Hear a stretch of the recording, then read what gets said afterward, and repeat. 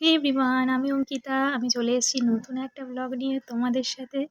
তো আজকে বিয়েবাড়ির ইনভিটেশনের খাওয়া দাওয়ার ব্লগ নিয়ে তোমাদের সামনে চলে এসেছি। তো বিয়েবাড়িতে গিয়ে সবার সাথে দেখা করে ফটো টটো তুলে জমিয়ে স্টার্টার খেয়ে চলে এসেছি এবার মেন কোর্সে হামলা দিতে।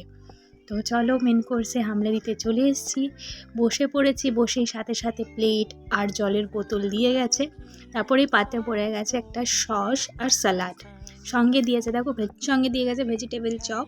আর আমার স্যালাড খেতে খুবই পছন্দ, খুবই ভালো লাগে স্যালাড খেতে। তো দেখো ভেজিটেবল চপের সাথে সস লাগিয়ে আমি মুখে নিয়ে খেয়ে নিলাম।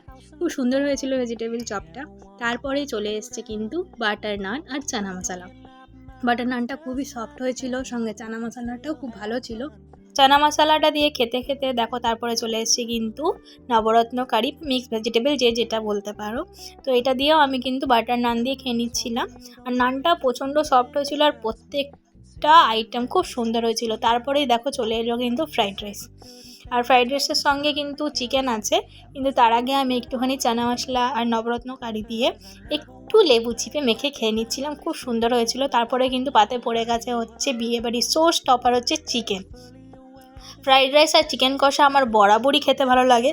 দেখো এখানে একটু রাইস আর একটুখানি চিকেনটা নিয়ে, চিকেনটাও খুব সফট হয়েছিল, তো চিকেনটা নিয়ে আমি এখানে খেয়ে নিচ্ছিলাম। চিকেনটা আর রাইসটা খেতে খেতে দেখো পাতে পড়ে গেছে চাটনি, পাঁপড় আর মিষ্টি। তো আর মিষ্টি, গুড়ের মিষ্টি তো এই সময় আমার খেতে খুব ভালো লাগে। আর চাটনির সঙ্গে পাঁপড়ের তো কোনো তুলনাই হবে না।